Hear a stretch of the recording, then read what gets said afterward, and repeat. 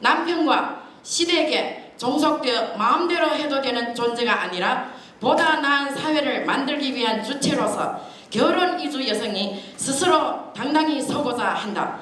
이에 우리는 결혼 이주 여성 권리 향상 연대를 발족시켜 아래와 같이 활동해 나갈 것임을 엄숙히 선언한다. 선언문 하나. 결혼 이주 여성이 성차별, 인종차별의 굴레를 벗어나 인권을 가진 주체로서 존중받을 수 있도록 활동한다. 하나, 결혼 이주 여성을 취약한 지위에 놓이게 하는 출입국 관리법 등 불합리한 법 제도를 개선하여 인권 향상을 위해 활동한다.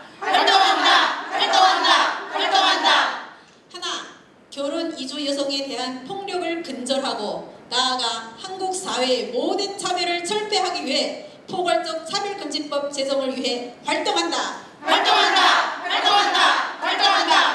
하나, 결혼 이주 여성 스스로가 서로 돕고 자체적인 용역을 강화하여 더 나은 사회에 기여할 수 있도록 활동한다.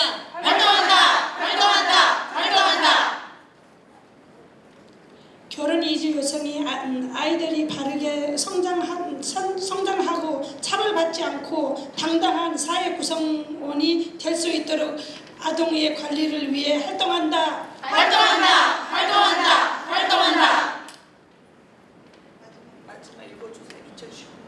2019년 7월 26일 결혼 이주 여성 권리 향상 연대 발족식 참가자 일동 차렷 명예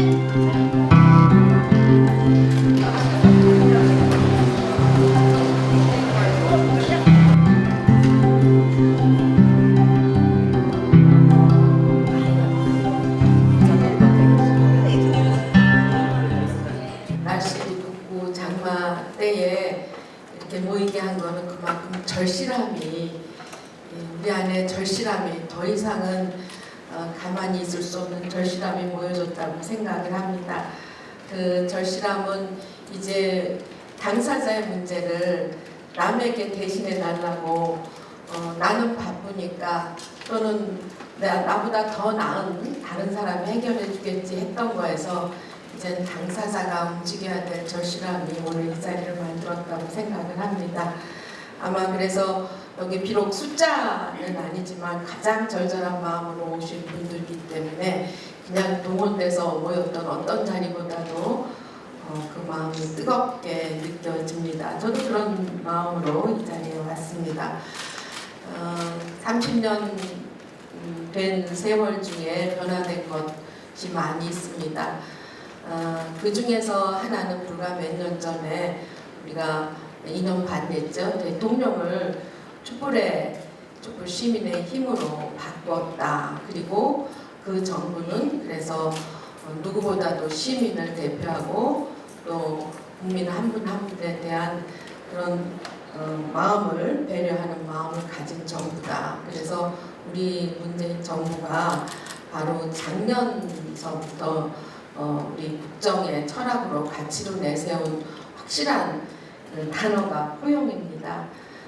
이 포용의 가치를 담은 국정을 하는 중에 당연히 저는 우리 이주민들의 얘기가 좀 더 세심하고 좀 더 정확하게 담겨질 것을 기대하고 마침 그렇게 제가 담남위원장을 우리 당에서 맡게 되면서 새로운 변화의 한 역할을 우리 당이 예전과 다르게 확실하게 하겠다 생각했습니다. 그리고 그 얘기는 바로 좀 전에 우리 진행자가 얘기한 것처럼 당사자의 입장을 그리고 당사자의 현장을 고려하는 그런 정책이 되고 그런 집행이 되고 그런 사회의 인식이 되도록 하는 데 우리 당의 담나 역할, 위원장으로서 역할을 하겠다. 그리고 우리 위원회가 그 역할을 하겠다. 그래서 오늘은 우리 변혜원 수석과 함께했지만 지역의 이주민 당사자, 특히 여성 이주민 당사자도 우리 위원회 같이 하고 있습니다. 그리고 또 무엇보다 변화된 것 중에 하나는 이런 자리가 제가 기억하기로는 저도 17대 국회했지만 이석현 의원님 이렇게 공동 주최한 경우가 별로 없죠. 예, 그리고 또 우리 당의 최고위원이고 직전에 또 여성위원장을 맡고 계신 국회의원으로 맡고 계셨던 우리 남인순 최고가 이 자리에서 귀한 시간 내서 축사와 연대에 마음을 전한 그것도 이제 세상이 변화됐고 또 앞으로도 확실하게 변화될 거다. 우리가 말하는 평등의 그리고 포용의 세상이 될 것이라고 생각을 합니다. 워낙이 한국이 세계에서도 좀 완고한 가부장 문화인데 거기에 또 차별의 그 상황까지 겹쳐서 그 중에서도 이주 여성들이 얼마나 결혼 이주 여성들이 얼마나 고통을 받을까 하는 거는 제가 8년 동안 구청장 하면서도 아주 절실하게 봐왔습니다. 무엇을 개선하려고 해도 잘 안 된 부분도 있고 또 그나마 조금 바꾼 부분도 있는데 제가 그런 그 마음에서 여러분들의 현재 상황을 조금 더 변화시킬 수 있는 그런 역할을 하겠다. 같이 하겠다. 그리고 당사자 위주로 하겠다. 그런 약속을 드리고요. 제 인사말에 또 나와 있지만 그리고 이제 우리 최고위원과 함께하는 간부회의 때도 제가 당사자 이주민들의 일을 잘 전달하는 노력을 하고 있지만 벌써 10여 년 전에도 갈비뼈가 18대나 부러져서 사망한 그것도 아주 결혼 이주한 지 불과 얼마 안 된 그런 꽃다운 젊은 여성의 남편에 의한 살해 폭력 사건이 있었습니다. 그때 그 판사가 남편한테 중형을 선고하면서 더 붙인 얘기가 남편만의 문제가 아니라 우리 한국 사회가 21세기의 문명대국이고 선진대국이라고 하면서도 그 안에 그 미숙함과 야만성 이런 것들이 바뀌어지지 않는 한 참 이 문제에 그 걱정거리다 하면서 반성하고 자책했는데 그 10여 년이 지난 지금도 이번 사건처럼 그런 일이 있다는 것은 부끄러운 일입니다. 제가 좋아하는 말 중에 하나가 세상은 스스로 변하지 않고 원하는 세상이 있다면 그것은 우리가 바로 만들어가야 되는데 그 만들어가는 보다 평등한 세상으로 만들어가는 맨 앞에 그렇게 변화되기를 바꾸는 당사자가 앞장서야 된다 하는 그 말에 굉장히 공감을 합니다. 우리가 오늘 바로 그런 날입니다. 아마 우리 박옥선 위원장님도 그런 깃발을 들고 많은 당사자들과 함께 그리고 그 응원해주는 국회의원님과 또 여러 전문가들과 함께 그 나서는 날이다 하는 점에서 아주 뜻깊게 생각을 하고요. 오늘 그것을 기념하면서 만들어진 이 토론회 정말 귀한 분들 모시고 좋은 의견들 그리고 우리 이주 여성들의 결혼 이주 여성들의 눈물이 담긴 그런 사례와 그런 마음들이 잘 오늘 토론회에서 녹아져서 그 개선책이 법으로 제도로 그리고 사회인식을 개선하는 한 중요한 내용들이 될 것이라고 생각을 합니다. 그동안 우리 당 다문화위원회가 도대체 있는지 없는지도 몰랐던 분들도 많을 텐데 한 6개월 동안에 청소년들의 문제 그리고 다문화란 용어를 쓰지 말아달라 호칭으로 부르지 말아달라 하는 인권위원회 진정서도 냈고요. 또 건강보험이 이주민들한테 이번에 개선이 아니라 또 하나의 문제를 야기할 수 있다는 점에서도 등등을 해왔습니다. 앞으로도 여러 문제들을 좀 담아서 내년에 정말 그 국회의원들이 꼭 지켜서 해나가야 할 21대 공약으로 만들어 나가는 데도 역할을 하겠습니다. 여러분과 분명한 연대를 하겠다 하는 말씀을 전하면서 오늘 귀한 자리가 비오는 날 그렇게 모였던 절절한 마음이 1년 뒤, 2년 뒤 세상을 바꾸고 이주 여성들의, 이주민 가족들의 얼굴에 희망과 웃음이 될 수 있는 날로 시작되는 발걸음이 될 수 있는 날로 그렇게 되었으면 좋겠습니다. 이 자리 만들어주신 여러분들, 또 이성정 위원장님과 여러분들한테 진심으로 감사드립니다. 감사합니다. 권리 향상을 위한 어떤 연대 단체들이 이렇게 자리에 함께 된 것을 매우 정말 의미 깊게 생각합니다. 그러나 다른 한편 오늘 우리가 이러한 주제로 논의하는 현실을 맞아야지 하는 데 대해서 참으로 참담한 마음을 금할 수 없습니다. 결혼 이주 여성의 가정 폭력의 문제는 한국 사회의 폭력적인 가부장적 문화에서 비롯되고 있으며 또한 이러한 문화를 통제하고 제어하지 못하는 우리 한국의 국제 결혼 이주 시스템의 법적 제도적 문제에서 비롯되고 있습니다.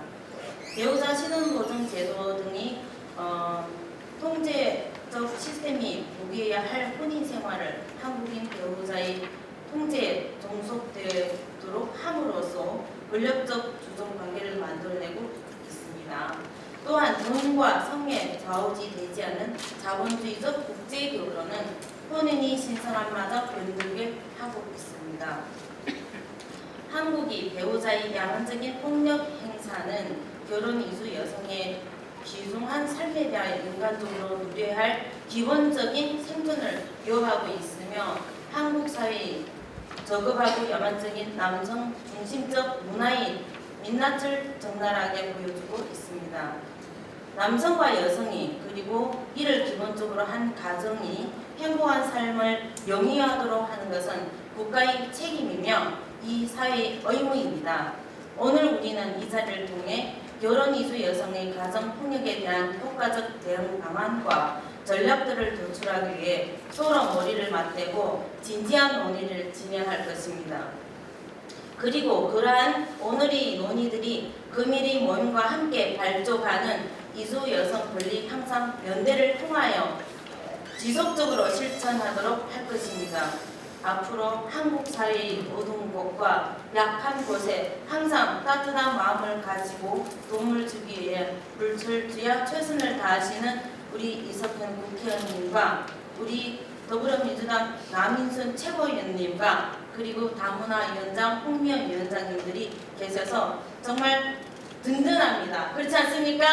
네. 든든하지 않습니까? 아울러 결혼 이주 여성 권리 향상 연대에 함께 해주신 외국인 주민 네트워크 그리고 중한 베트남 교민회 그리고 글로벌 한국모회 생각나무 비비센터 행복열매 나눔회 사단법인 한국다문화 청소년 연합회 이주민 MWTV 그리고 CK 사단법인 CK 여성위원회 안산지회 그리고 더불어민주당 기원중동법 권익특별위원회 힘찬 격려와 응원의 박수를 보냅니다. 이 땅의 어려운 곳에 손을 내미는 여러분이 손길에 축복과 격려를 함께 드리겠습니다. 여러분 감사합니다. 자, 이주 여성 화이팅!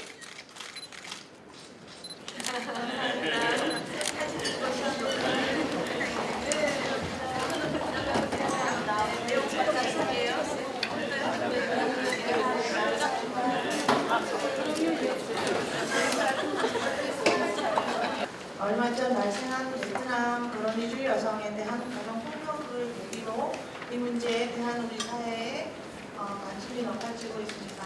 저도 결혼 이주 여성 당사자로서 이런 일이 계속 일어나고 있는 것에 대해서 마음이 아주 아픕니다.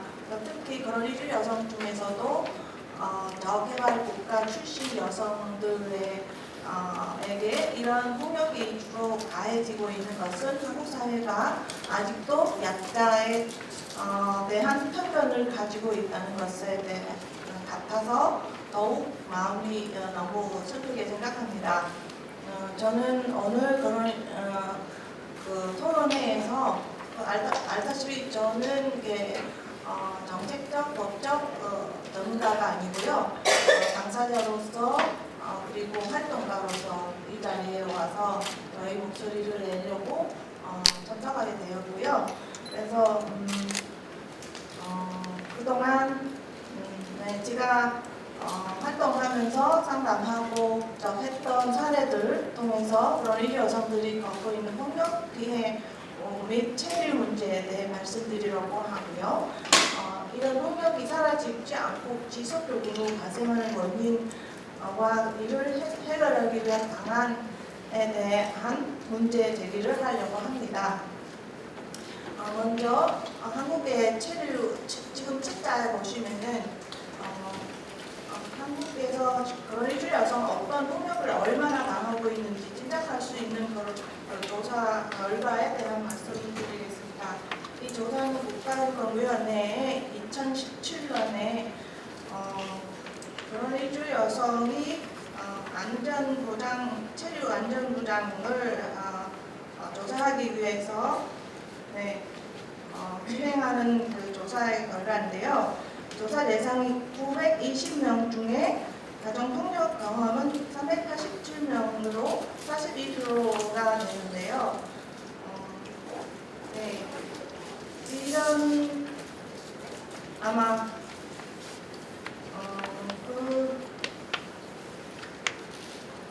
제가 느끼는 거하고 이 조사하는 거하고 저희가 활동하고 있는 접하는 사례들 느끼는 거하고 거의 비슷합니다. 이렇게 믿는 정도로 이렇게 많으냐 그런 생각이 들 텐데 근데 우리는 상담해보면 이런 경우가 많이 접하게 되어서 그렇게 놀랍지는 않고요.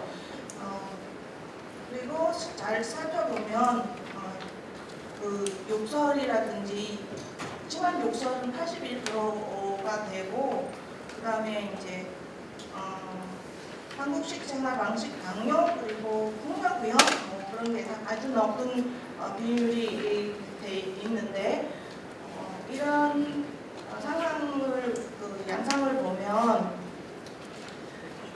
그런 일류 여성이 통제의 대상으로 보고 자기 마음대로 하는 거 행세 폭력하고 그런 거를 행사하는 거 아닌가 폭력과 억압을 행사하고 있는 거 알 수가 있습니다. 그 다음에 다음에 보면은 노표를 위반 출입국 통계에 보시면은 한국에서 살고 있는 그런 일류 여성이 몇 명이 돼 있는지 상세적 내용은 노표를 살펴보면 되는 건데 전체적으로 보시면은 피해자를 포함하면 약 29만 명이 됩니다. 근데 그렇게 많은 숫자의 그런 일류 여성이 거기에다 약 절반이 가까이 숫자의 그런 일류 여성이 가정 폭력을 당하고 있다는 것을 보면 그 사회적 심각한 문제가 아닐 수가 없으라고 생각합니다. 그리고 다음에 그 3번에 보시면은 다음은 이제 그동안 2007년 이후부터 그런 일류 여성이 그런 가정 폭력을 당해서 몇 명이 사망하는지 일류 여성 인권 센터의 집계에 따르면 지금까지 2017년 이후는 지금까지 계산해 보면 이제 19명이 남편 또는 시아버지에게 이제 살해당한 그런 사례가 있었습니다. 그래서 이렇게 내용이 구체적으로 잘 보면은 이제 베트남 그런 이렇게 사망당한 여성의 출신 국가를 보면 이제 베트남, 중국, 몽골, 캄보디아 그렇게 저개발 국가의 출신 여성들이 이렇게 가정폭력 이렇게 살해당한 거에 대해서 되게 한국의 이제 이중성 그러니까 가혹한 한국의 이중성을 볼 수 있고 편견이 약자에 대한 편견이 아주 문제가 있다고 생각합니다. 그래서 한국 사회가 반성을 해야 하고 인식 개선을 해야 할 필요가 있다고 생각하고요. 그리고 제가 사례를 한 6가지 그동안 상담하면서 대표적인 그런 가정폭력 당하는 여성들이 6사례를 해놨는데요. 실렸는데요. 이런 사례를 보시면은 그러니까 가정폭력 당하는 그 전체에 비하면은 이제 일부 아주 소수이지만 이 여성들의 경우를 보면 이제 가정 내에 벌어지고 있는 양상 어떻게 되는지 짐작해 볼 수가 있습니다. 이런 사례를 보시면은 가정폭력은 남편뿐만 아니라 시부모님까지 거기다 심지어 시누이 부부까지 그렇게 당하는. 근데 자기뿐만 아니라 자기 식구 친정 부모님이 이 한국에 와서 초청해서 한국에 와서 같이 있을 때도 시댁 식구한테 폭력 당하는 사례도 볼 수가 있습니다. 제 말제는 제일 중요한 게 지금 시작입니다. 제가 말하고자 하는 것은 그 폭력의 원인 그게 어떻게 되는지 그동안 그런 이주 여성이 폭력을 계속 당해왔는데 왜 그거를 방지하지 못하고 그리고 고치지 못하는지 그런 이주 여성이 그런 문제가 어떤 거 있는지 잘 살펴보면은 그러니까 여러 가지 이 갈등이 문제가 있는 원인이 있는데 예를 들어 언어적 차이가 있고 문화적 차이가 있고 그리고 서로 목적이 차이가 있어요. 그러니까 예를 들어 여성이 한국에 와서 자기가 행복한 가정을 꾸리는 거를 말고도 중요한 책임이 있어요. 자기 친정 부모를 부양하는 그런 의무가 있습니다. 근데 한국 남편은 그런 이주 여성이 한국에서 잘 정착하고 자기 개발 잘해서 아이를 키우고 잘 살아가는 그런 기대가 다른 거예요. 서로 목적이 다르다 보니 그런 당연히 갈등이 생기고 그러면서 그 가정 폭력도 생기고 그러면서 항상 이 여성이 남편을 따라야 하는 그런 입장이 만들어진 게 바로 법적 구조가 그렇게 만들어졌습니다. 주루국관리법이 그렇게 정해졌는데 그게 어떻게 되냐면 그런 이주 여성이 F6로 그런 비자가 F6인데요. 매년 만약에 사연 교육받으면 2년 후에 비자 연장하고 근데 그렇지 않으면 1년마다 그렇게 비자를 연장하는 건데요. 근데 연장하러 가면요. 출입국사무소에서 만약에 남편 동행하고 간다면 이제 비자 연장 수월을 해주는데 남편 동행 안 하면은 이제 그 남편한테 전화해요. 출입국사무소 직원이 왜 남편이 동행 안 하는지 결혼 혼인 진정성을 확인하는 절차를 거치는데요. 그럴 때는 만약에 남편이 그런 이주 여성에 대해서 안 좋게 이야기한다면 이제 며칠 연장이 안 됩니다.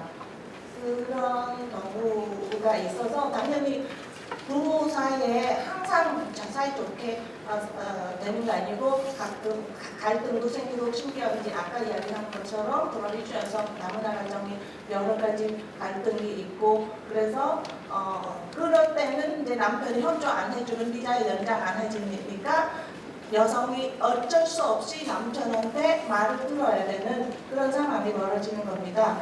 예를 들어 이제 성관계를 요구하고 아니면 무조건 어떤 거 남편이 요구하는 대로 여자가 따라줘야 되는 그런 상황이 만들어지는 거예요. 그렇지 않으면 비자 연장이 안 되니까.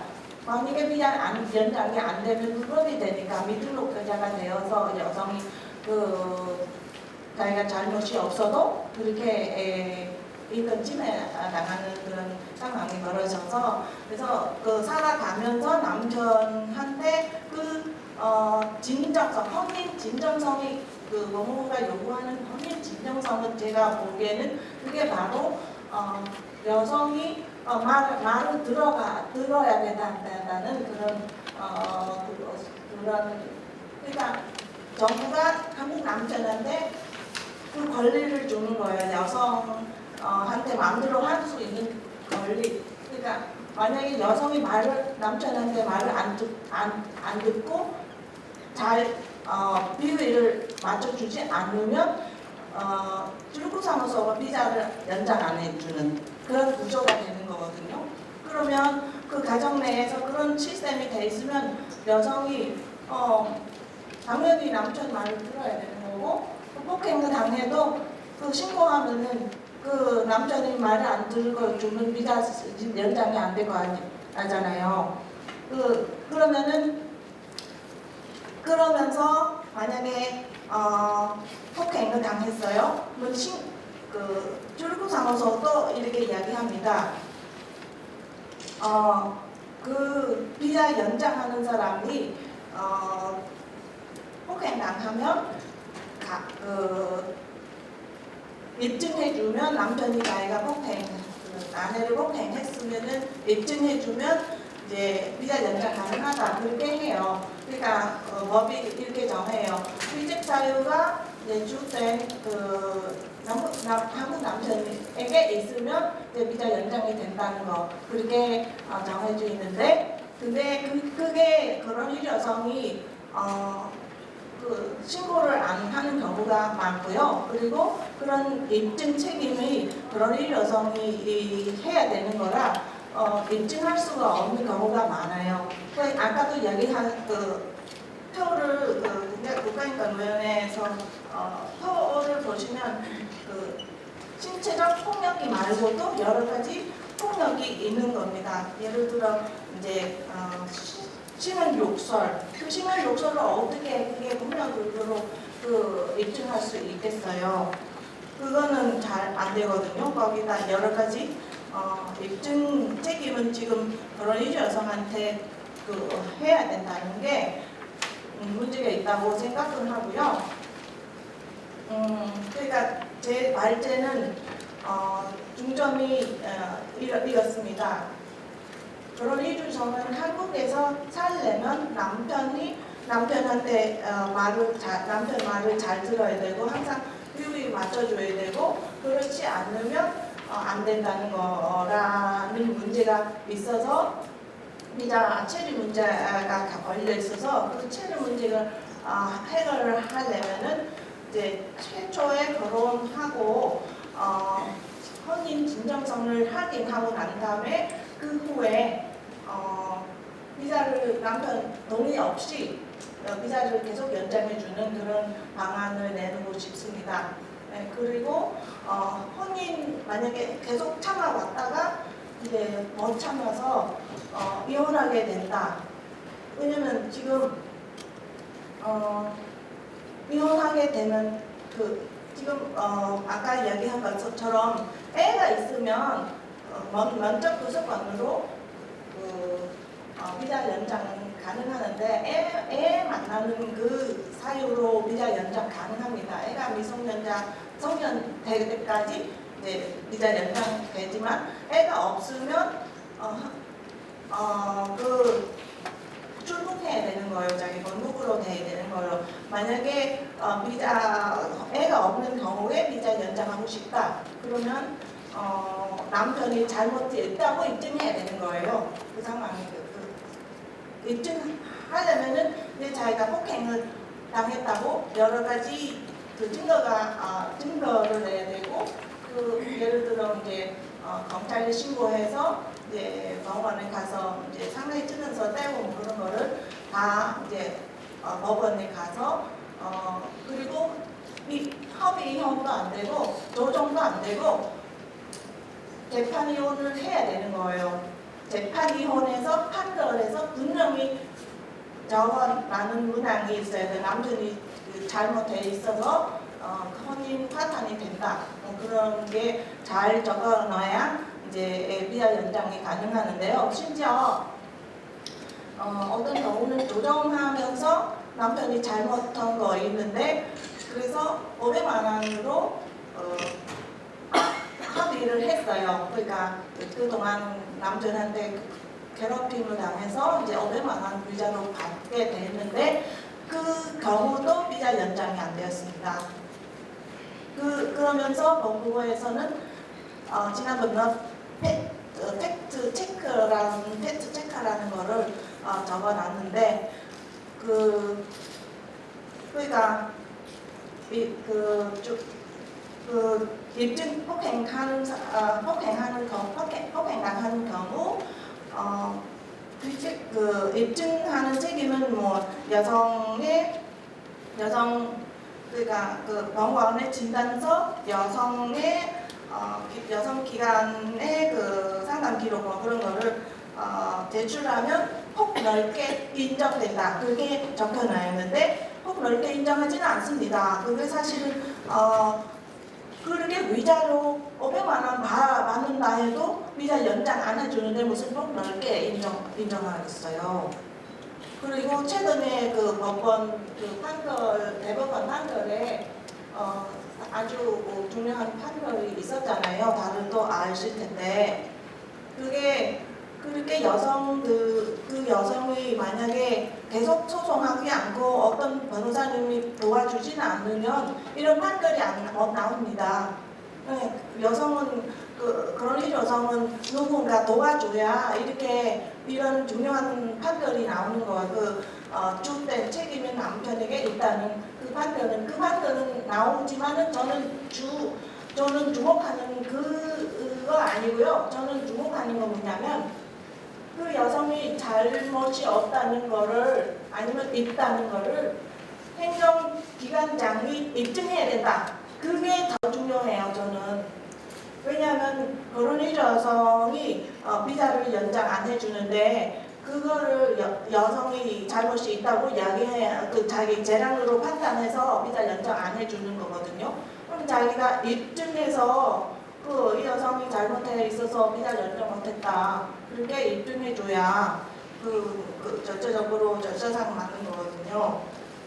그래서 저는 제가 발제하는 내용 목적이 제일 중요한 거는 하나는 그 여성의 비자 연장은 이제 남편이 동의 없이 계속 연장할 수 있게 처음에는 혼인 진정성을 확인 전에 하고 난 다음에 계속 살게 놔두고 그런 다음에 만약 그 이혼하게 된다면 애가 있든 없든 이 여성이 자기 잘못에 대해서 기책 사유를 입증하는 게 아니라 그 남편이 이 여성이 잘못했다 입증해요. 그래야 그거 만약에 입증된다면 여성이 비자 연장하지 말고 입증이 안 되면 계속 비자를 연장해줘야 된다고 생각합니다. 제 발제는 거기까지입니다. 감사합니다. 출입국 관련 법상의 문제를 지적하고 혼인 여성이 체류비자 연장 시 또는 영주권이나 귀화 신청 시 남편 협조를 필요로 하고 또 이혼의 경우에도 자녀가 없을 경우 남편에게 전적인 이혼 규책 사유가 있다는 것을 이주 여성이 본인이 직접 입증해야 비자 연장이 가능하도록 되어 있고 자녀가 있는 경우 이주 여성에게 양육권이 주어지는 경우가 많지 않아 이런 등 문제를 이제 불평등한 권력 관계를 기반으로 하는 출입국 제도가 이주 여성을 통제하고 있다 이런 주제를 지적하셨고요. 네, 이혼한 이주 여성의 비자 연장도 그러고 이혼의 규칙 사유가 상대 배우자에게 있음을 입증하는 책임을 이주 여성한테 하지 말고 한국 배우자한테 지도록 하거나 이혼 후 실제 자녀 교육을 맡은 사람이 지금 대부분 시부모들이 맞잖아요. 그럼 이혼 후 자녀 교육 프로그램을 이수하도록 하고 협의 이혼의 경우에도 이혼 전 본인이 진정 여부를 확인하고 체류 허가나 필요하도록 하고 이혼 시 양육권을 언어적, 경제적 등의 기준 외에 아이에 대한 아동 폭력 행사 여부도 판단하여 엄마에게 양육권을 부여할 필요가 있는 이런 법 제도가 개선이 필요하다는 제안을 해주셨습니다. 다음으로 이제 황정미 연구원님께서 토론해 주시겠습니다. 저는 여성 정책이나 사회학에 대해서 연구를 해왔는데요. 특히 이제 2000년 초부터 이 다문화 가족 실태 조사나 이런 조사에 관한 연구를 많이 해왔습니다. 그래서 그 경험을 바탕으로 여기 자료집에 있는 그 토론문을 쓰기는 했는데 사실 너무 급하게 연락을 받아서 쓰느라고 제가 하고 싶은 말을 사실 다 담지는 못해서 이 내용을 하고 뒤에 조금 더 몇 가지를 더 말씀드리고 싶습니다. 우선 다 아시다시피 이 가정폭력 피해 문제가 하루 이틀 된 문제가 아니에요. 앞에 원옥금 회장님도 발표해 주셨지만 그래서 비슷한 일이 반복이 됩니다. 여론에 이렇게 정말 너무 심각한 일이 있었다 알려지면은 막 어떻게 이럴 수가 있냐, 나라 망신이다. 그럼 이번에도 우리 국무총리님이 베트남 장관님을 만나서 사과를 하셨더라고요. 그리고 현지 언론에 한국에서 이런 말도 안 되는 일이 있었다, 이렇게 이런 나라 망신이라는 얘기가 또 한 번 꼭 나옵니다. 그럼 그러고 나서 뭔가 대응을 하자, 외교적인 대응도 하고 정책도 다시 더 보완을 해야 된다, 이런 식으로 해왔어요. 그래서 사실 정책도 여러 가지 관련 운동 단체에서 열심히 노력을 해서 정책도 조금씩 바꿔왔습니다. 그런데 문제는 또 이런 일이 또 일어났다는 것이죠. 그래서 아까 이제 외국인 노동자 30년 이런 얘기 하셨는데 결혼 이주 여성이 본격적으로 많이 들어오신 것도 20년이 넘었고 다문화 가족 지원 정책 법률이 2007년, 제 기억에 2007년에 만들어졌거든요. 그러니까 그것도 이제 10년이 훌쩍 넘었어요. 그래서 과연 한국의 정책이 이런 문제를 어떻게 해결해 왔는가, 이 반복을 막을 만한 책임이 있는 수단을 우리가 가지고 있는가, 저는 그런 큰 질문을 던지고 싶습니다. 그리고 요즘 도대체 피해가 몇 프로냐에 대해서 모 신문사에서 논란이 좀 있었어요. 그래서 제가 자료집에 굳이 조사 문항까지 넣어봤어요. 지금 어떤 그 신문에 처음에는 그 우리 원옥금 회장님이 자세히 보여주신 국가인권위원회 자료로 40%가 넘는다, 가정폭력 피해가 라고 이제 말씀하셨는데 그 자료가 언론에도 많이 보도가 됐어요. 그러니까 한 교수님이 그 자료를 믿을 수 없다, 그러면서 피해율이 그렇게 그 조사는 대표성이 없다, 이런 주장을 하셨어요. 그랬더니 또 다행히 또 한 분이 또 반박을 하셨더라고요. 그래서 제가 여기 보여드릴 부분은 이 한국에서 이주 여성의 가정폭력 실태를 보여줄 수 있는 충분히 대표성 있는 조사 결과가 없다라는 게 문제입니다. 그게 없기 때문에 이런 논란이 있는 것이에요. 그래서 그 현재 전국 다문화 가족 실태 조사에서는 배우자와 다툰 적이 있습니까? 다투셨다면 그 이유는 무엇입니까? 이렇게 물어봐요. 이렇게 물어보면 폭언, 욕설, 그 다음에 심한 통제, 이것이 한 2점 몇 프로 나옵니다. 그래서 어떤 분은 그러면 가정폭력 피해가 2점 몇 프로 아니냐, 이렇게 주장하시는 분이 있어요. 근데 이 조사는 가정폭력에 대한 적절한 조사 항목이 아니에요. 그냥 부부 갈등의 일부를 다루는 문항일 뿐이에요. 그래서 제가 연구자로서 다문화 가족 실태 조사 때 가정폭력에 대한 전면적인 문항을 넣어서 실태 조사를 해야 된다라고 저뿐만이 아니라 많은 연구자들이 몇 년 전부터 계속 주장해 왔지만 아직까지 반영이 안 됐어요. 그리고 그 다음에 제가 넣어놓은 것은 그 2010년 가정폭력 실태 조사입니다. 왜 9년 전 조사를 왜 넣어놨냐면 제가 알고 있기로는 똑같은 문항으로 전체 여성과 이주 여성을 비교할 수 있는 조사를 한 것이 이 2010년 조사가 현재까지는 유일한 조사입니다. 공개된 것으로는요. 그래서 제가 9년 전 거지만 이것을 비교해 보면은 부부 폭력이라는 것이 굉장히 넓어요. 물리적 폭력, 직접 때리는 것도 있지만 그렇지 않은, 보이지 않는 폭력이지만 매우 심각한 것도 많습니다. 그래서 이걸 다루기 위해서 넓은 범위의 광의의 폭력과 좁은 범위의 협의의 폭력을 구분하는데요. 그냥 전체 여성을, 한국에 살고 있는 전체 여성을 대상으로 했을 때 광의의 부부 폭력은 57%, 협의의 부부 폭력은 44%로 나왔어요. 근데 이것을 결혼 이주 여성의 경우에는 그것이 69%, 46%로 조금 더 한국 성주민 여성보다 이주 여성의 가정폭력 발생률이 조금 더 높고 협의의 폭력으로 하더라도 40%가 넘는 것으로 나옵니다. 그렇기 때문에 인권위원회에서 작년에 한 조사가 근거가 없는 자료다라고 볼 수가 없습니다. 물론 표본 사이즈가 좀 적기는 하지만요. 그래서 이런 논란을 해소하기 위해서는 제대로 된 체계적인 조사가 하루빨리 도입이 돼야 된다라는 점을 말씀을 드립니다. 그리고 여기 페이지가 없네요. 하여튼 제 토론문의 맨 마지막 페이지로 가면은요. 이주 여성, 그러니까 저는 가정폭력이 이주 여성에게만 나타나는 것이 아니라 모든 여성이 다 겪고 있는 심각한 문제예요. 그래서 이주 여성만이 특별한 보호가 필요하다. 저는 이렇게 구분해서 얘기하면 안 된다고 생각합니다. 아시다시피 미투 운동이라는 게 있었고 지금 가정폭력의 심각성을 많은 단체들이 지적을 하고 있어요. 피해자들과.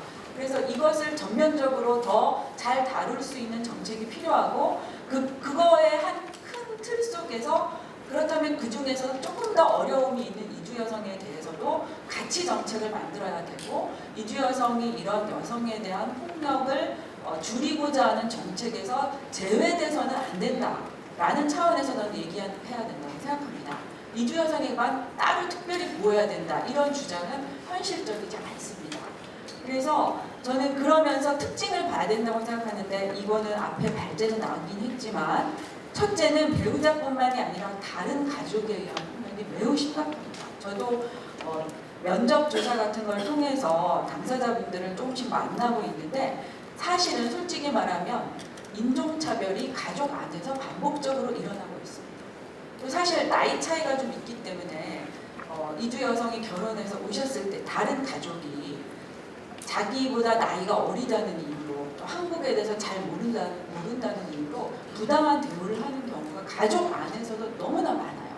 근데 그런 부분에 대해서 그걸 우리가 인종차별이라고 인식하지 못한다는 것입니다. 그리고 두 번째는 보이지 않는 폭력도 매우 심각하다. 우리 신체적 폭력이 물론 이 동영상에서 나왔듯이 신체적 폭력이 가장 끔찍한 문제이긴 하지만 정서적인 문제, 방임이라고 해서요. 그냥 버려두고 연락을 끊는 경우도 있고 아무런 부양도 하지 않고 한국에서 살 수 없게 만드는 경우도 많습니다. 그리고 반대로 과도한 통제도 많아요. 계속 의심하고 어디 갔냐 묻고 사회생활을 제대로 할 수 없게 만드는 것입니다. 이런 폭력, 그 다음에 경제적 폭력도 매우 심각합니다. 그래서 그런 신체적 폭력이 아닌 다른 유형, 무형의 폭력에 대해서 굉장히 다포괄적으로 우리가 관심을 가져야 되고요. 마지막으로 그 다음 폭력 피해에 대해서 경찰이나 이런 제도적인 문제에서 불리하다는 건 너무 당연한 건데 제 자녀가 있는 경우에 아동도 폭력 피해를 많이 노출이 됩니다. 그래서 이런 부분에 대해서 이주 여성의 어머니로서의 권리에 대해서 저희가 정말 그냥 제대로 보호되고 있는가, 엄마의 역할을 제대로 하면 그거에 대해서 인정을 받고 존중을 받고 있는가에 대해서 관심을 가져야 되고요. 아까 면접 교섭권이 있으면 체류 자격이 연장된다고 하셔서 저는 그건 정말 다양한 것 같아요. 몇 년 전만 해도 제가 현장에서 듣기로는 면접 교섭권이 있음에도 불구하고 체류 자격을 연장받지 못한 사례가 굉장히 많았거든요. 그게 많이 해소가 됐다면 정말 다양한 일이라고 생각이 듭니다. 그리고 제가 조금 덧붙이고 싶은 부분은요.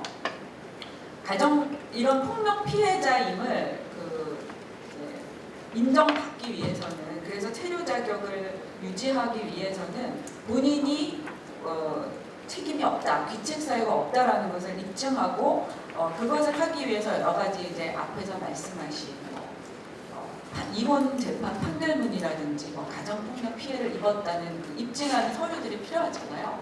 이거에 대해서 우리 발제하신 분께서는 그 책임을 행정반서가 져야 된다. 피해자가 다 입증하는 책임을 지우지 말고 정말 체류 자격을 안 주고 싶으면 행정반서가 입증해라 라는 대법원 판결을 말씀해 주셨어요. 그래서 그것도 그대로 실행이 된다면 이게 판결이 나온 지 얼마 안 됐기 때문에 지금 법무부가 대책을 마련하시고 있겠죠. 근데 사실은 어느 나라나 이 출입국 관리들의 재량이 있어요.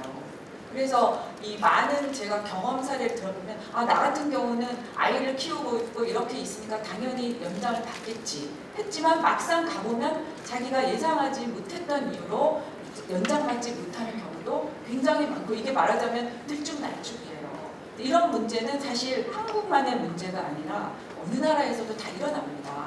그래서 저는 이런 대법원 판결이 굉장히 좋은 변화를 이끌어낼 거라고 법무부에서 좋은 방안을 내놓으실 거라고 굉장히 기대하고 있고요. 지켜볼 생각이고요. 그와 더불어서 이 자기구제 신청이라는 미국의 제도가 있습니다.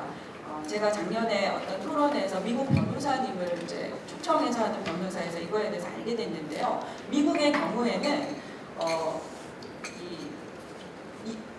이주민 배우자가 불안정한 신분으로 인해서 협박과 통제를 다른 배우자로부터 받게 되거나 폭력을 받게 될 경우에는 자기가 스스로 혼자 영주권을 취득할 수 있는 자기구제 신청이라는 방법이 있다고 합니다. 이거의 근거는 미국의 그 여성폭력방지법이라고 하고요. 만약에 피해를 입은 이주민이 이거는 여성, 남성 다 가능하다고 합니다. 범죄를 저지르지 않았고 입국할 때 혼인의 진정성을 가지고 있었고 실제로 혼인 상대방과 같이 거주했다면 그런 그 자기 구제 신청을 통해서 영주권을 받을 수 있다고 해요. 그래서 그때 오셨던 분이 실제로 이민자 지원하는 그 단체에서 활동하신 변호사님이었고 본인이 피해자를 지원해서 이렇게 성공한 케이스가 있었다는 말씀을 해주셨어요.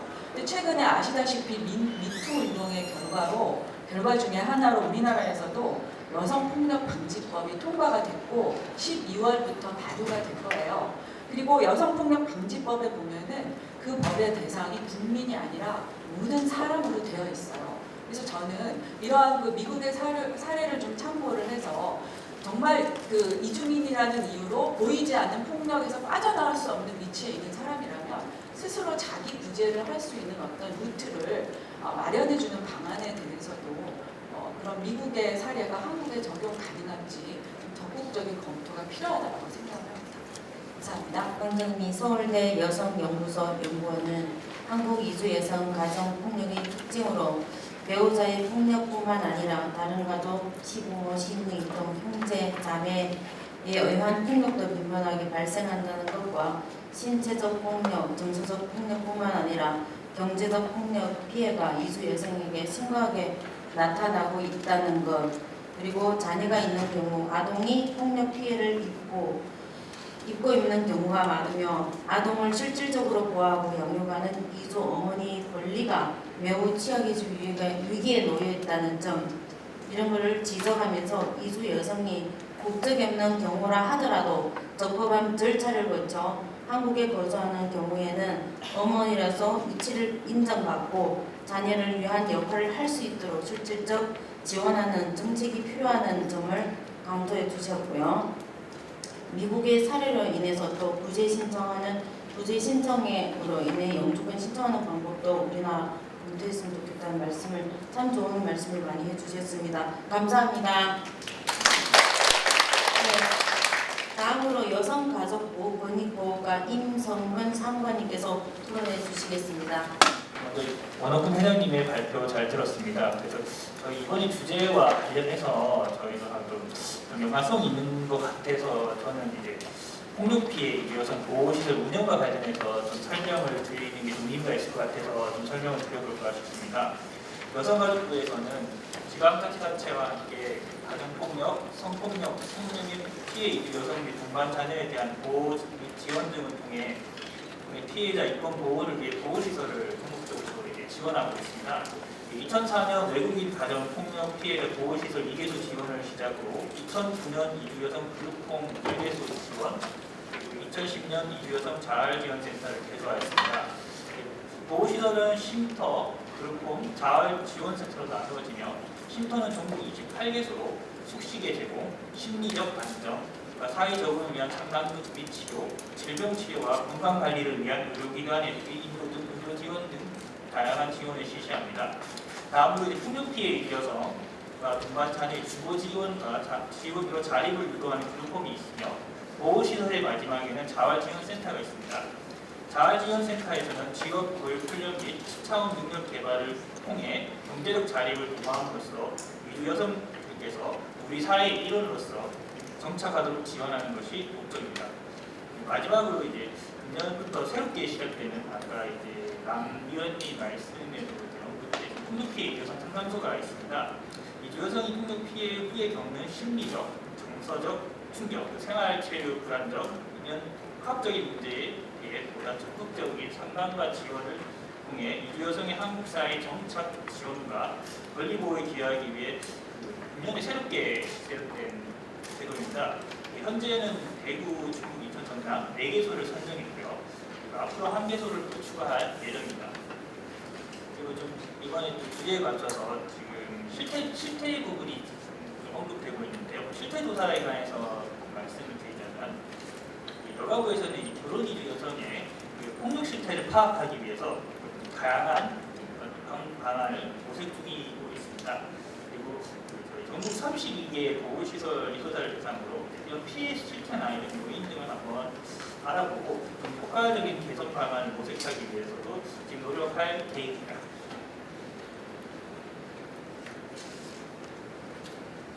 체류 부분에 대해서는 뭐 잘 아시겠지만 이주 여성 체류를 포함해서 외국인 체류는 법무부가 주무 부처지 않겠습니까? 하지만 여가부에서도 결혼 이주 여성 인권보호 등 체류에 대해서 깊은 관심을 가지고 있으며 결혼 이주 여성의 권익 신장을 위해 법무부와 과거에서도 지속적인 협의를 해왔고 앞으로도 권익 신장을 위해 협의를 하겠습니다. 마지막으로 가정폭력 예방 및 재발 방지를 위해서 국민의 높은 사회적 합의가 있는 만큼 가정폭력 없는 안전한 사회라는 이 목표로 관련 기관과 각계의 전문가분들이 더욱더 고민하고 노력한다면 한국 사회의 상황에 맞는 바람직하고 이상적인 가정폭력 예방과 방지 피해자 지원 정책이 마련되지 않을까 기대합니다. 네, 감사합니다. 자, 먼저 1번 인권의 사각지대에 있는 분류가정 사례부터 보도록 하겠습니다. 1번 결혼 이주 여성 가정폭력 실태입니다. 여기에 보면 표를 보면요, 이게 2017년도 국가인권위원회 조사가 있었는데요. 이 여기 그림을 보면 지금 절반에 가까운 여성들이 가정폭력 피해를 경험하고 있는 것으로 파악이 됩니다. 구체적으로 살펴보면요, 42%가 폭력 경험이 있다고 답변을 하고 있고요.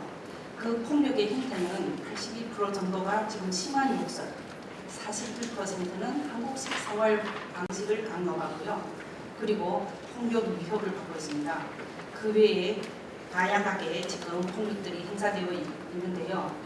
결혼이주 여성들이 지금 보면은 국가, 부모나 모국에 대한 모욕도 들어가 있습니다. 두 번째 2번을 말씀드리겠습니다. 다문화 가정 폭력을 왜 적으면 검거 현황에 대해서 지금 보도록 하겠습니다. 다문화 가정의 폭력으로 지금 검거되는 인원은 얼마나 될까요? 매년 지금 최근 몇 년 동안 계속 증가하고 있습니다. 2015년에는 800명 정도가 지금 되어 있었는데요. 그 수치가 2018년에 보면 거의 2배로 지금 급증하는 추세입니다. 아마 올해는 더 많겠죠. 경찰 관계자는 다문화 가정의 폭력은 쌍방폭행으로 이끌리는 경우도 있지만 외국인 여성이 피해자인 경우가 대부분이다라고 말씀을 했습니다. 여기에서 우리가 이주 여성들이 폭력은 대부분은 이주 여성들이 가정에서 남편한테 폭력을 겪고 있다라는 것을 알 수 있겠습니다. 자, 세 번째로 보겠습니다. 3번. 이주 여성 노동력으로 생각하는 농촌의 가부장적인 문화로 인해서 취약한 이주 여성들의 인권이 지금 문제가 되고 있습니다.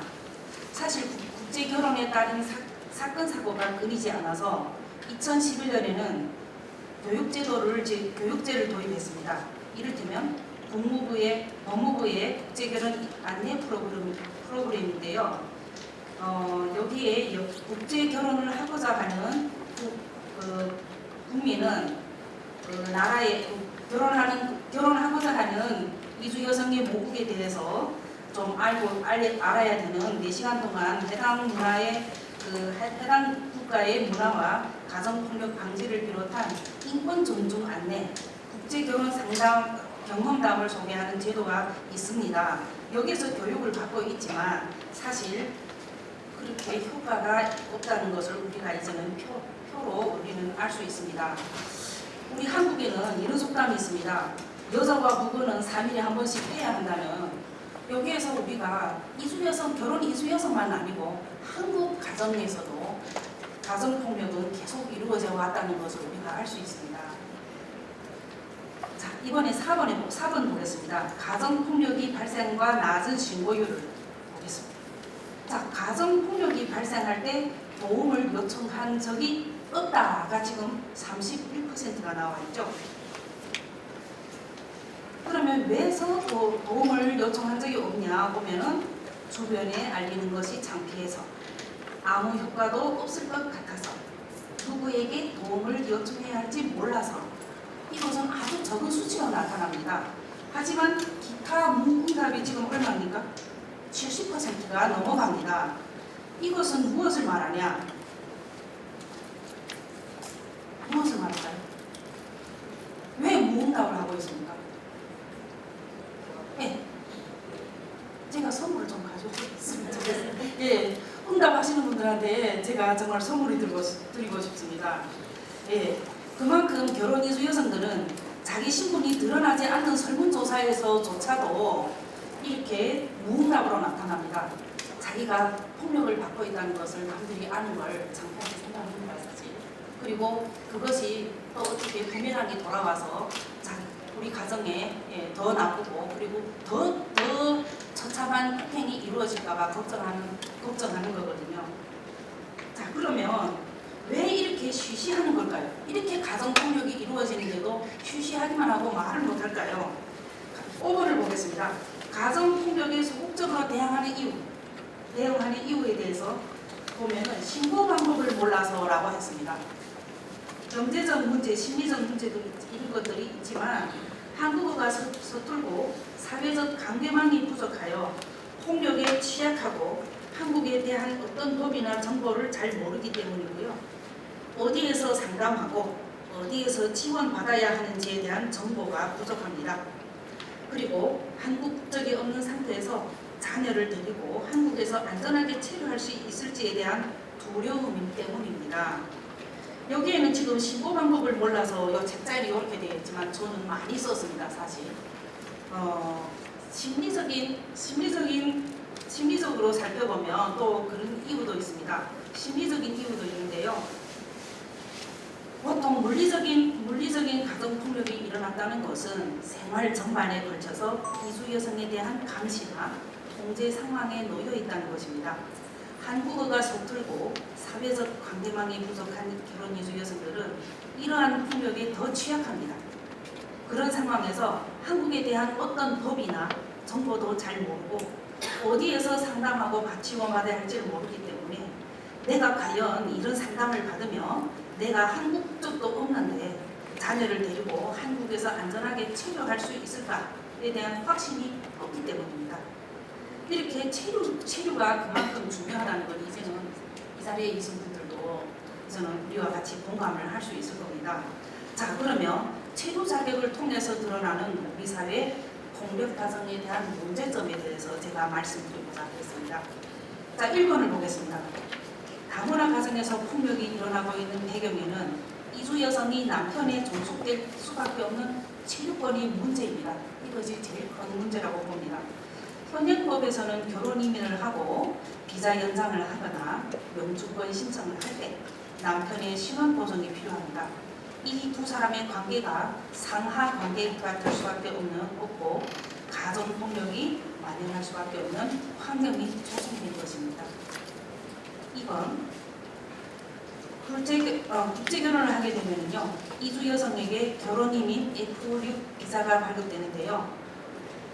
1, 2년에 한 번씩 체류 자격을 갱신해야 합니다. 이거는 거의 모든 분들이 다 알고 있습니다. 이것은 무엇을 말하냐? 안정적 체류를 위해서 영주나 귀화를 신청하는 이주 여성은 남편에 대한 의존이 더 커질 수밖에 없습니다. 영주와 귀화를 하려면 소득 여건을 충족하기 때문에 배우자의 지원이 없으면 빈곤한 결혼 이주 여성들은 신청하기 어려운 현실입니다. 그리고 세 번째는요, 국가인권위원회는 지난 2011년 이주 여성이 국내 체류 연장 휴가를 받을 때 한국인 배우자가 신원 보증서를義務적으로 제출해야 된다라는 이런 시행 규칙을 폐지했습니다. 그렇지만 체류 자격의 변경 혹은 갱신을 할 때 남편이 이존해야 하는 현실은 달라지지 않았습니다. 신원 보증을 요구받거나 결혼의 진정성을 누구한테? 남편한테 확인합니다. 자, 넷째, 이주 여성이 결혼한 뒤 귀화 시험을 보려면 최소 2년간 국내에 체류해야 하는데 이들이 한국 국적을 취득할 때에는 한국인 배우자의 신원 보증이 필요합니다. 결혼 이주 여성은 남편의 의지에 따라 좌우지되기 때문에 제도적인 대책이 마련이 정말로 필요하다고 생각합니다. 자, 5번을 보겠습니다. 이거는 이혼한 뒤로는 이주 여성입니다. 이런 폭행으로 혹은 사별로 인하여 혹은 남편의 가출로 인하여 남편의 방치로 인하여 이혼하거나 사별을 했을 때 이런 혼자서 아이를 키우는 결혼 이주 여성이 결혼 이민 체류 자격을 연장하기 위해서 이혼의 주된 책임이 한국인 남편한테 있다는 점을 증명하는 것으로 충분하다는 대법원의 판결이 있었습니다. 자, 이는 추방당할 위기에 놓인 결혼 이주 여성의 인권 보호를 강화했다는 평가를 받았지만 다만 출입국 행정 일선에서는 여전히 이혼의 기책 사유가 남편에게 있다는 증명을 요구하고 있는데요. 이 판결이 효과적으로 인용될 수 있기를 바랍니다. 아까 우리가 서울대 여성연구소의 황정미 연구원님이 여기에 대해서 잘 이야기를 해주신 것 같습니다. 저는 여기에서 간단하게 말씀드리겠습니다. 한국인 남편과 이주 여성의 아내는 현재 종속적인 관계, 정책적인 보완을 통해 부부의 관계가 합리적인 동반자 관계로 바뀔 수 있도록 해야 한다 했는데 여기에 보면 첫째에 보면 아까 황정미 연구원님이 말씀이 들어가 있습니다. 자기 청구권이 보장되어야 되겠다. 이것이 정말 중요합니다.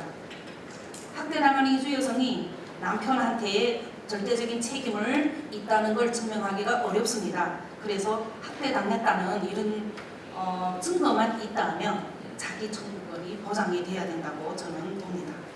그리고 두 번째는 이주 여성이 사전에 가정폭력에 따른 피해 규제 방안을 숙지할 수 있도록 모국어로 된 홍보가 있어야 하고 그리고 정보 고립을 막아야 됩니다. 그리고 피해를 예방하기 위해서는 초기에 적극적인 대처가 필요하다고 저는 생각합니다. 그리고 실제 국제 결혼을 하고자 하는 한국인 배우자가 한 인권 교육을 받을 때 여기에서 지금 4시간을 받고 있지만 이 교육에서 만약 폭력이 이루어졌을 때 어떤 처벌에 대한 법률 교육도 이루어지기를 저는 바라고요. 이것이 더 강화되어야 된다고 저는 봅니다. 자, 7번째. 남편과 이혼을 한 경우에 양육권을 갖게 된다면 아이가 성인이 될 때까지는 양육 및 보호자로서 비자가 유지가 가능합니다. 하지만 자녀가 성인이 되면 엄마는 더는 한국에 체류할 수 없습니다. 이것이 엄청 큰 문제입니다. 그래서 이주 여성 한부모들은 자녀와 떨어질 수 없지 않습니까? 그래서 다문화 이주 여성 한부모들은 어쩔 수 없이 국적을 신청하기 위해서 사회통합 프로그램과 교육을 이수하고요. 시험을 치릅니다. 여기에는 지금 간단하게 지금 나와 있습니다. 여러분들이 지금 가사와 양육, 생업과 함께 교육과 수험 시험까지 병행하기에는 어려운 것이 현실이다라고 했습니다. 사회통합 프로그램을 받아본 분들은 아실 겁니다. 1급을 통과하기 위해서 교육을 받고 2급 시험을 쳐서 통과하고 또 2급 교육을 받고 또 시험을 쳐서 통과하고 이 과정을 6급까지 지금 이어집니다. 이 6급까지 하면은 이주여성 한부모들은 어떻게 되냐? 평일에는 일을 해야 됩니다. 그러면 주말에 아이를 데리고 가서 주말에 2날 공부합니다. 이것이 1년 동안 공부를 해야만이 6단계까지 올라갑니다. 하지만 그 중간에 만약 시험에 탈락이 됐다. 그러면 다시 또 교육을 받아서 가면 1년이 더 경과가 됩니다. 그러면 이주여성 한부모들은 1년 365일 하루도 쉬지 못하고 평일에는 일을 하고 주말에는 교육을 받고 아이를 데리고 가서 교육을 받습니다. 이것이 1년 동안 365일 이어진다면 사람인데 기계가 아닙니다. 사람인데 살겠냐고요. 그래서 이주여성 한부모들은 이 사회통합 프로그램을 교육을 받다가 포기를 하는 경향들이 되게 많습니다. 그래서 국적을 못 얻는다는 말입니다. 그런데 어떤 분들은 그래도 끝까지 견제해서 사회통합 프로그램 이수를 합니다. 하지만 또 그 다음 문제가 생깁니다. 자녀를 양육할 수 있는 경제력이 있냐 없냐, 4대 보험에 가입이 되어 있나 없나, 네가 돈을 얼마나 저축하고 있냐, 한국 자녀를 네가 키울 수 있는 경제력이 있니 없니, 그리고 범죄 이력이 있니 없니, 이런 것들을 따집니다. 거기에서는 더 무너집니다. 이 사람이 경제력이 있고 없고 범죄력이 있고 없고 이걸 떠나서 지금 한국 자녀를 키우고 있는 이 상황을 보고 빨리빨리 국정을 취득할 수 있게 해줘야 되는데 이런 과정까지 겪고 나면 3년 4년씩 걸려서 피폐해집니다. 사람이. 이것이 사실 제가 글을 쓴 것이 더 많은데요. 여기에는 축소를 했습니다. 자, 8번을 말씀드리겠습니다. 현재 여성가족부는 폭력 피해 이주 여성 보호와 자립을 위해서 전국에 32개의 보호시설을 운영하고 5개 상담소를 시설을 운영하고 있습니다. 이 부분에 대해서는 아까 여성가족부 권인보호과의 임성근 사무관님이 말씀을 드렸기 때문에 넘어가도록 하고요. 여기다 하나만 더 보충할 것은 다문화 한부모들은 다문화 한부모 가정이 공동체 주택이 필요하다는 걸 저는 말씀드리고 싶습니다. 작년에 저희가 이것을 제안을 해서 서울시에서 지금 통과가 됐는데 빨리 자립 지원, 다문화 한부모 가정의 자립 지원을 위해서 공동체 주택에서 다문화 한부모들이 같이 살 수 있는, 서로 위민할 수 있고 아픈 사람들은 다른 집의 자녀들을 케어할 수 있고 그리고 능력이 되고 건강한 다문화 한부모들은 밖에 나가서 충분히 이 사회에서 같이 협력하고 경쟁을 해서 살아남을 수 있는, 경제적으로 자립할 수 있는 이런 공동체 주택이 빨리 되기를 저는 희망합니다. 자, 마지막입니다. 한국인 이주민 200여만 명이 있습니다. 이 중에 11% 이상이 결혼 이주자인데요. 다문화 사회로 접어들고 있습니다. 지금은 다양한 사람들이 공존하는 포용 사회로 나아가기 위해서 다문화 가정 폭력이나 한국 가정의 폭력은 이제는 남의 일이 아닙니다. 우리들의 일입니다. 가정 폭력은 명백한 여성에 대한 폭력이자 약자에 대한 학대인 만큼 경찰에서도 이에 맞는 강한 대응을 요청하고요. 여성 피해자와 아동들이 가해자의 보복을 두려워하지 않고 정착할 수 있는 사회 안전망을 갖춘 사회가 되기를 희망합니다. 정부에서 법과 제도 개선 방안에 대해서 깊이 있는 논의가 필요한 시점이라고 생각하면서 우리가 행복한 사회를 만들기 위해서 오늘 이렇게 연대를 마련했습니다. 여러분들이 많은 응원을 부탁드립니다. 감사합니다.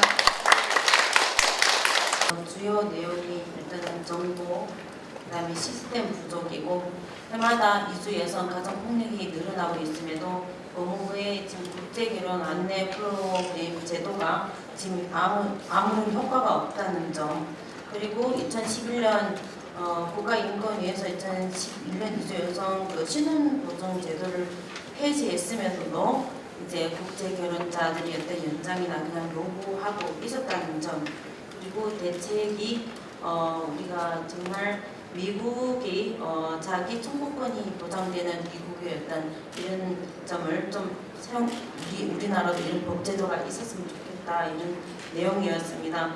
그래서 지금 365일 이주 여성들이 이혼 후에 365일 동안 공부를 해도 사회통합 프로그램을 단계 다 성공할 수 없는데도 불구하고 이거를 강행하고 있다는 점.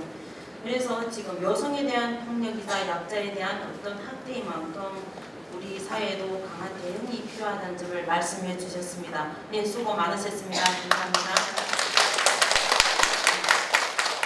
다음은 이주민센터 친구 상근 변호사 이진혜 변호사님께서 토론해 주겠습니다. 이진혜입니다. 먼저 이렇게 계기가 되어서 이주 여성 당사자분들이 이렇게 모여서 이런 연대 활동을 하시게 된 것을 진심으로 응원하고 지지하는 마음입니다. 저는 이제 이주민센터 친구에서 주로 이주민분들을 위한 소송구제와 법률 상담을 진행을 하고 있습니다. 제가 일을 하면서 느낀 점들 그리고 법률적으로 문제가 있다고 생각이 되었던 부분들 위주로 원우근 대표님의 문제를 중심으로 한번 짚어보도록 하겠습니다. 네, 먼저 이제 말씀하셨던 것 중에 하나가 한국인 배우자의 신원보증 제도가 지금 문제점이 어떤 게 있느냐 하는 부분인데요. 출입국 관리법상의 신원보증 제도는 그 결혼 이주 여성 외에도 외국인을 국내에 초청하는 자가 피보증인이 대한민국에 체류함에 있어서 그 신원에 이상이 없음을 확인을 하고 체류 중에 재반 법규를 준수하도록 한다든가 비용에 대한 지불 책임을 부담하도록 보증 책임을 지는다고 이제 확인서를 내는 건데요. 실제로 보증 책임을 지건 아니건 이런 종류의 보증을 필수서류로 요구를 하고 있다는 점이 어떻게 보면은 결혼이주 여성이 결혼이라는 제도 하에서 평등한 부부 관계를 유지하기 어렵게 만드는 부분이기도 한데요. 네. 결혼이주 여성이 한국으로 초청이 될 때 국민인 배우자는 최소 보증기간 2년의 신원보증서를 필수서류로 합증 발급권한을 미인받은 제외공간에 제출을 하여야 합니다. 네, 출입국 그 외국인 정책 본부에서 얘기를 한 것처럼 법령상으로 기존에 발급받은 체류 자격의 연장 허가 신청 시 신원보증서를 제출할 의무는 없습니다. 네, 결혼인 및 체류 자격의 연장 허가 시에 필요한 서류는 배우자의 혼인관계 증명서, 그리고 배우자의 주민등록 등본 등등입니다. 네, 문제는 이렇게 혼인생활 중에 다툼이나 갈등으로 인하여 부부관계가 불안정한 경우에 발생을 하게 됩니다. 국민인 배우자는 일방적으로 상대방을 위해서 제출한 신원보증서를 철회할 수 있습니다. 상대방이 가출한 경우가 아니거나 소재를 파악하고 있는 경우에도 경찰에 일방적으로 가출 신고를 한 후에 그 확인서를 출입국 외국인청에 제출을 하기도 합니다. 이 경우에 출입국 장소에서는 혼인의 진정성을 파악하기 위해서 조사를 개시를 하는데 이때 국민인 배우자가 어떻게 답변하는가에 따라서 혼인의 진정성이 판별이 됩니다. 조사 과정에서 한국말이 서툰 혼인 이주민은 방어권의 행사에 불리할 수밖에 없습니다. 그 한국인 배우자가 실제로 함께 산 적이 없다라고 하는 등 사실과 다른 답변을 하더라도 출입국 외국인청에서는 충분한 조사를 거치지 않은 채 체류 자격 불연장 처분을 내리는 경우가 많습니다. 제가 상담한 사례 중에서는 경제적인 어려움으로 인해서 배우자의 동의하에 혼인 이주민이 다른 지역에서 경제활동을 하면서 주말부부로 지내는 경우에도 혼인의 진정성이 의심된다는 이유로 체류 자격 연장이 불허한 경우도 있었습니다. 이렇게 혼인 생활의 모습은 각 가정마다 다르다고 할 정도로 각 가정의 구성원이 지닌 가치관이나 생활 양식, 그리고 관계가 어떠한지에 따라서 달라질 수 있습니다. 출입국에서 체류 자격의 연장 허가 심사할 때 어떤 지침을 가지고 있는 것으로 추정을 하고 있는데요. 출입국은 절대로 그걸 공개를 하지 않죠. 그 지침의 내용을 정확하게 알 수는 없지만 이렇게 불연장 처분을 내리는 사례들을 살펴보았을 때 획일적이고 굉장히 전근대적인 혼인의 모습을 상상하고 거기에 끼워 맞추고 있는 게 아닌가 하는 의심이 듭니다. 그리고 자녀가 있는 가정의 경우 혼인의 진정성을 그렇지 않은 가정보다 쉽게 추정하고 있는 것은 자녀를 가지지 않거나 가질 수 없는 다문화 가정에 대한 역차별에 해당한다고도 볼 수 있습니다. 두 번째로 아까 이제 대법원 판결 새로 나온 거에 대해서 많이 이야기를 해주셨는데요. 본인의 귀책 사유 없는 혼인 단절의 경우에 증명 책임을 어떻게 할 것인가에 관해서 말씀을 드리겠습니다. 아까 원옥근 회장님이 말씀해 주신 것처럼 결혼인 및 체류 자격은 국민의 배우자이거나 국민의 배우자와의 사이에 출생한 자녀를 양육하고 있거나 혼인 단절자이거나 이렇게 크게 세 가지로 나뉩니다. 그 중에서도 이혼을 한 경우 혼인 단절자 중에 유책 배우자와 이혼을 한 경우에 결혼 이주 체류 자격을 연장을 할 수가 있는데요. 출입국에서 발간한 체류 자격별 안내 매뉴얼에서는 자신에게 책임 없는 사유로 이혼하였음을 증명하기 위하여 이혼 관련 판결문, 조정조서 등 소송 서류와 함께 가출신고서, 병원 진단서, 검찰 불기소 결정문, 공인 여성단체 확인서 등 귀책 사유 인증 자료를 대출 서류로 쓰고 있습니다. 2019년 7월 4일에 선고된 대법원 2018두 66869 판결은 그 취지 중에 이제 저희가 좀 가치가 있다라고 판단하는 건 크게 두 가지로 해석을 할 수 있는데요. 먼저 하나는 기존에는 외국인 배우자에게 귀책 사유가 전혀 없을 것이라는 엄격한 기준으로 이혼의 귀책 사유 정도를 판단을 했지만 이제는 대법원 판결에 의해서 혼인 파탄의 주된 귀책 사유가 공인인 배우자에게 있는 것을 의미한다라고 판시한 것입니다. 여기에서 이제 판결 이유 부분도 여러분들이 한번 읽어보시면 굉장히 좋을 것 같고요. 이 사안에서 출입국 행정청은 가정법원에서 위자료 100만 원을 혼인 이주 여성에게 지급할 것을 선고한 확정 판결문이 제출되었음에도 불구하고 단체 조사 과정에서 국민인 배우자가 원고가 스스로 집을 사서 나갔고 혼인 소송 과정에서 이혼 소송 과정에서 책임을 인정을 해야지 상대가 한국에서 할 수 있다라는 상대방 변호사의 말을 듣고 인정을 하겠다, 내가 귀책 사유가 있다고 인정을 하겠다라고 진술을 했다라고 출입국이 이야기를 하는 거죠. 그런 이유로 가정법원에서 이혼 판결을 내렸지만 위자료가 선고됐지만 이 자체가 신빙성이 떨어진다라고 출입국이 판단을 하고 체류 연장 거부 처분을 내린 거죠. 여기에서 이제 두 번째 대법원의 판결이 의미가 있는 부분인 건데요. 이 체류 자격 거부 처분 취소 소송에서 처분 사유에 대한 증명 책임은 피고인 행정청에게 있다는 것은 행정소송 대원칙이라고 할 수 있습니다. 보다 구체적으로 이미 가정법원에서 확정 판결로 국민인 배우자가 외국인 배우자에게 위자료를 지급할 것을 선고하였다면은 출입국 관리 행정청과 행정법원도 이를 존중하여야 한다라고 판시한 것입니다. 또한 설령 이혼소송 시 쌍방 당사자가 비공식적으로 책임을 인정하면 실제로 위자료를 판결 주문에 쓰더라도 강제 집행을 하지는 않겠다라고 이면적인 합의를 한 바 있더라도 이것이 이혼 판결의 정당성에는 어떠한 영향도 미칠 수 없다라고 명시적으로 선언을 했습니다. 이러한 처분의 취소 소송에 관해서 처분 사유의 적법성에 관한 증명 책임은 행정청에게 있습니다. 체류자격 연장 거부 처분도 동의를 합니다.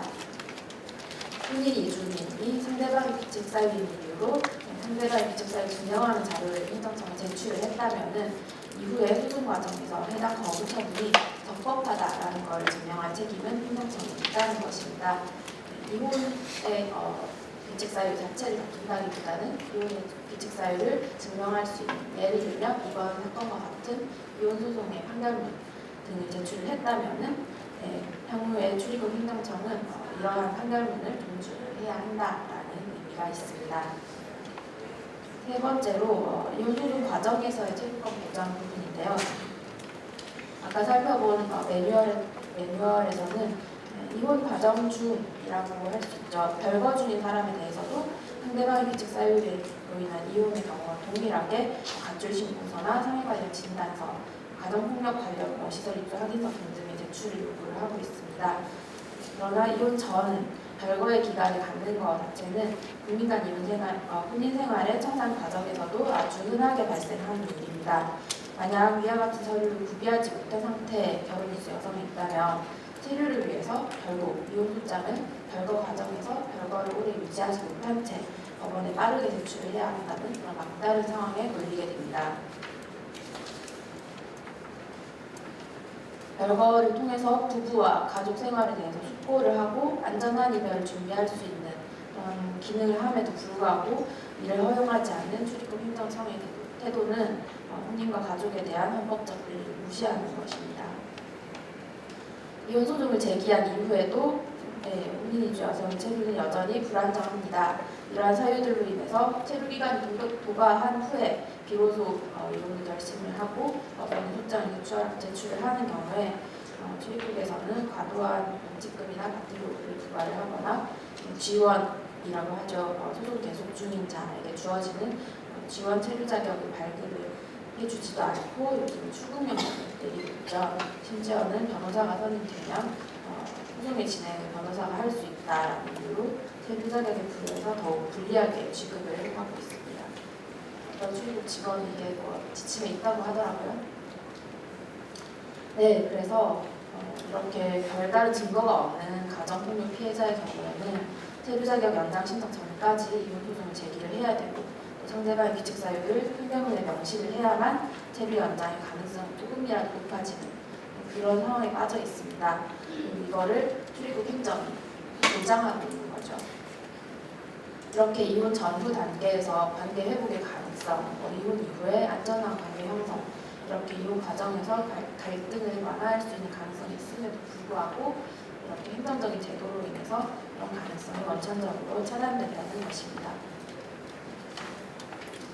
이에 대해서 이제 여러 국제사회 정보가 있었죠. 2007년, 2012년에 인종차별철폐위원회에서 별거나 이혼의 경우에 결혼의 결과, 지속기간, 자녀의 유무와 상관없이 대한민국 국적의 남성과 결혼 이주 여성에게는 체류의 안정성을 포함한 동등한 권리를 부여하여라 라고 이야기를 했고요.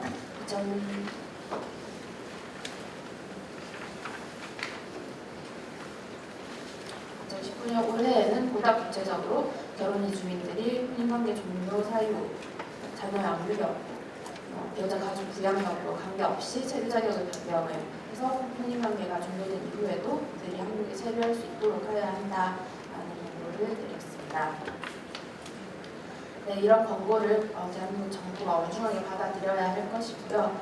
그리고 가정폭력 피해자인 결혼 이주 여성에게 체류권 부여는 개인의 삶을 지속 가능하게 하기 위한 굉장히 여러 가지 조건 중에 하나에 불과합니다.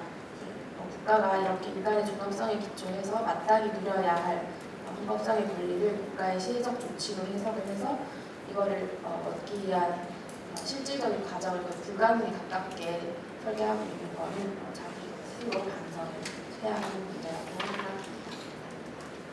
이주민센터 친구의 이진혜 상담 변호사님께서는 출입국 외국인 정책 본부에서 7, 8일자로 이제 외국인 이주 여성들이 이제 결혼 비자 연장할 때 신원보증서 제출하지 않아도 된다고 하셨고요.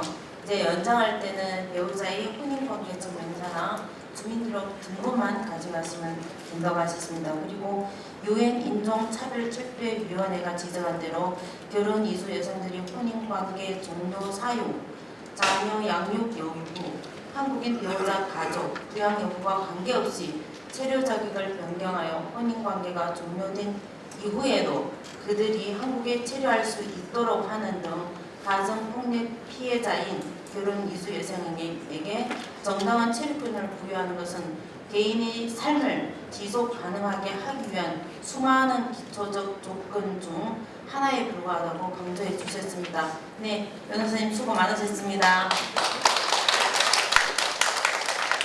다음은 우리 토론자의 이제 신청은 늦게 돼서 하지 못했지만 이 자리 빌어서 꼭 토론문을 한번 발표하겠다고 해서 초대하겠습니다.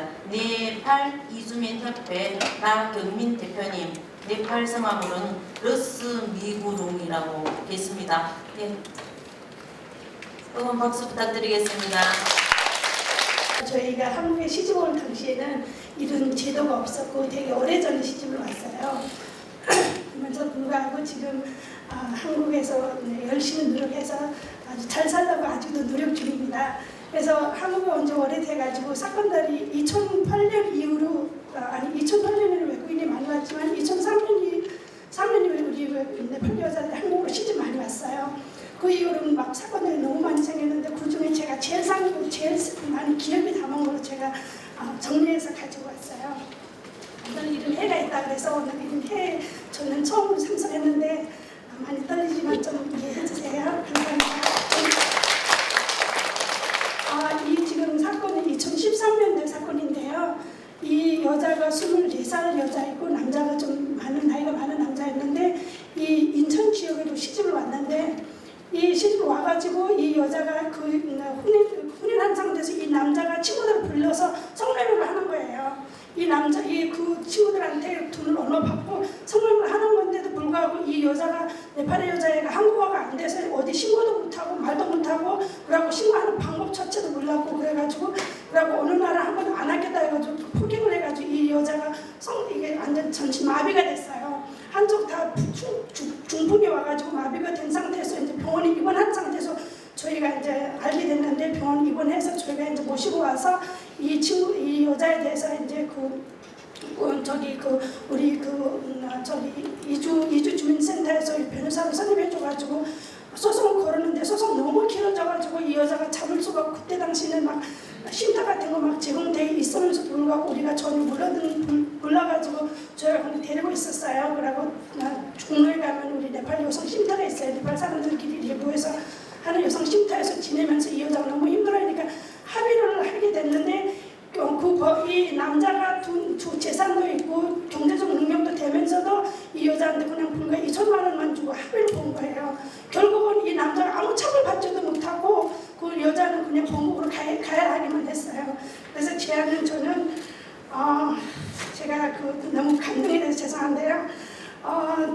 문제는 이 남자가 이 여자 네팔 여자 세 번째 와이프예요. 첫 번째는 캄보디아, 두 번째는 베트남 여자였어요.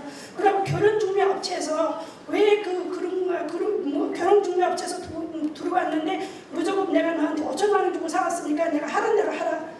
그리고 결혼한 중매업체에서도 정말 중매를 하면 정말 이 사람이 잘 살기 위해서 뭔가를 해야 되는데 그런 게 없이 무조건 내가 돈을만 바래서 하는 게 좀 문제인 것 같아요. 그래서 결혼 중매업에서도 좀 심각하게 좀 조사를 해야 되는 것 같고요. 그래가지고 최근에 있었던 일인데 지금 우리 서울 글로벌 센터 통해서 지금 보호를 받고 있는 여자가 있는데요. 이 여자는 3년 전에 혼인을 했어요. 한국 남자랑 혼인을 했는데 이 여자는 소통도 안 되고 그러고 했는데 밤 새벽에 한 3시 넘어서 술을 먹은 상태에서 이 여자가 막 주장을 해서 칼을 밀어가지고 칼을 대가지고 이 여자가 밤 새벽에 3시에서 집에서 나온 거예요. 나와서 갈 데도 없고 그래갖고 어디에다가 긴급 여성센터에다 전화해야 되고 그런 것도 전혀 정보를 모르던 거예요. 그래서 제가 그 여자를 그래서 우리한테 알게 돼가지고 우리가 만났는데 다 중로구 다문화센터에서 만나게 됐는데 알고 보니까 이 여자가 네팔에서 있으면서 한국 문화, 한국 생활 이해를 배우기는 했는데 한국에 와서도 안 맞는 게 많은 거예요. 제가 제안을 하고 싶은 거는 우리 외국 여자가 한국 남자로 요즘에는 많이 개선을 돼가지고 법이 많이 개선돼가지고 한국 남자랑 결혼을 하려면 지금은 쉽게 비자를 안 내죠. 그 나라의 문화를 이해하고 어느 정도 공부를 하고 합격한 다음에 한국에 올 수 있는 것처럼 제가 하고 싶은 말은 이 한국 남자도 우리나라 문화를 어느 정도 이해를 해야 되고 어느 정도 배워야 된다고 생각을 합니다. 그래서 서로 둘이가 맞아야 한 집안이 행복을 이뤄낼 수가 있지 무조건 여자만 배워야 되고 남자는 배우지 않아도 된다는 그거는 아닌 것 같습니다. 그래서 나라에서 이걸로 외국 여자 그 나라 여자를 결혼하려면 그 나라의 문화를 어느 정도는 이해해야 된다고 생각합니다. 그래서 그걸 나라에서 아예 규칙을 내려줬으면 좋겠고요. 제가 예를 들어서 우리나라에서는 아침에 일어나면 차부터 먼저 마시고 대한민국에서는 일어나자마자 밥부터 먼저 먹잖아요. 밥 먹고 차를 마시고 우리는 차 마시고 차를 먹잖아요. 그래갖고 우리는 차를 마시고 밥을 먹고 대한민국은 밥을 먹고 차를 마시는데 일어날 때부터 내 생활에 차이가 나는데 이런 문제도 좀 자수한 거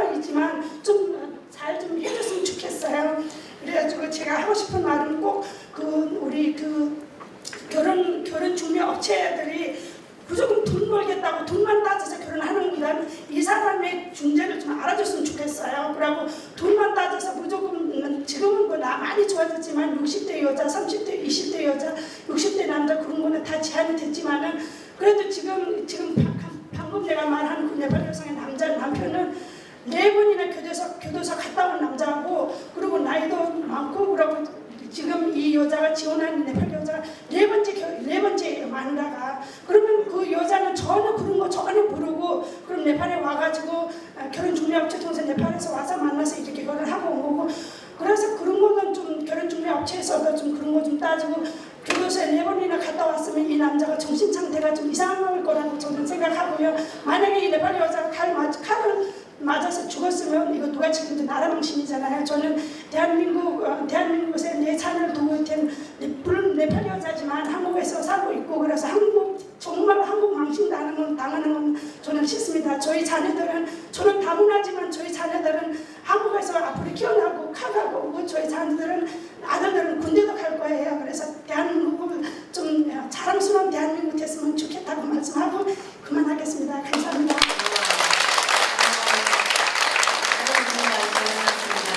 네, 주요한 이제 내용이 중개업체 문제, 또 하나 한국인 배우자의 어떤 그 나라의 문화 배우게 되면 어떨까 이런 좋은 제안이었는데요. 수고하셨습니다. 큰 박수 부탁드리겠습니다. 그러면 이제 우리 발제자에게 질문은 생략하고 마이크를 프로로 넘겨 참석자들이 자유로는 추가 질의나 또 발언을 듣도록 하겠습니다. 마이크 준비 좀 부탁드리겠습니다. 네, 그 발제하고 토론은 잘 들었습니다. 그 내용 중에 발표하신 내용 중에 황성영 한국어 센터 대표께서 말씀하신 부분인데. 법무부에서 시행하고 있는 국제결혼 안내포럼 제도가 큰 실효성이 없다. 그걸 말씀하시고 또 사회통합 프로그램이 5단계를 거치면서 각 단계별로 시간이 많아서 우리 결혼 이민자가 학습할 시간이 별로 없다. 다른 게 겹쳐서 할 게 없다고 했는데 여기 국제결혼 안내 프로그램 제도가 큰 실효성이 없다고 이렇게 말씀하신 것은 조금 더 신중한 표현이 필요하다. 이렇게 말씀을 드리고 그다음에 사회통합 프로그램도 여전히 저는 중요하다고 생각합니다. 왜냐하면 이번에 베트남 여성의 피해 사례와 같이 남편이 왜 여성을 구타했느냐고 하니까 어느 소통이 되지 않아서 구타를 했다는 것도 상당히 중요한 몫입니다. 그래서 이 사회통합 프로그램을 지금 현재 각 단계별로 100시간씩 되어 있어서 그 시간이 많다는 것은 저도 이해를 합니다. 그런데 저희가 일선에서 5단계 사회통합 프로그램을 하면서 거기에 참여하는 F6 자격이나 또 F5, 6 인권을 가진 분들이 많이 참석을 하는데 이분들이 처음부터 다 1단계부터 4단계까지 꼭 해서 오시는 분이 아닌 분도 대단히 많습니다. 그 사전에 우리가 사전평가를 해서 85점이 되고 또 각 토픽 시험에 또 합격을 하면 또 단계를 뛰어넘는 것이기 때문에 무조건 1단계부터 4단계까지 다 들어야 된다는 것은 또 아닙니다. 그래서 제가 지난번에도 한 2차례 이렇게 통계를 내보니까 그 종합평가를 합격해서 사전평가 합격해가지고 바로 5단계를 듣는 사람도 대단히 많습니다. 그래서 시간이 없어서 그러신 분들은 이해가 가는데 평소에 만일에 사회통합 프로그램이 없다고 하면 우리 국내에 체류하는 초기 입국자부터 해가지고 어느 소통에 과연 어느 분이 어떤 주체에서 어느 소통을 확실하게 할 것인지 물론 여성가족부에서도 뭐 다 이제 그런 것을 하시지만 사회통합 프로그램이나 이 국제결혼 안내 프로그램을 일반적으로 실효성이 없다 이렇게 표현하는 것은 좀 더 신중한 그런 발언을 하시는 것이 좋다 이렇게 생각합니다. 예, 감사합니다. 예. 자, 그러면 지금 오늘 우리는 지금 한국어를 잘하냐 모르냐 한국 문화를 얼마나 알고 있냐, 지식이 얼마나 있냐, 이것을 지금 말하는 게 아니고 이 자리는 지금 가정폭력을 말하는 겁니다. 지금 한국어를 못해서 지금 한국어를 못하니까 때렸다. 이전에 이주 여성들이 한국에 입국하자마자 모국어로 된 이 매뉴얼이 만약 이런 폭력이 이루어졌을 때는 112에 신고를 하고 어떻게 대처를 해라, 이런 매뉴얼이 먼저 있어야 된다는 거 저는 우선으로 말하고 싶고요. 한국어 교육이 지금 남편이 지금 기초적인 건 말을 못하잖아요. 사실 사회통합 프로그램보다 한국어 교육을 다문화센터에서 한국어 지도사들이 나가서 방문 지도를 하고 있죠. 여기에서 일단은 이거부터 이루어져야 된다고 봅니다. 저는. 그죠?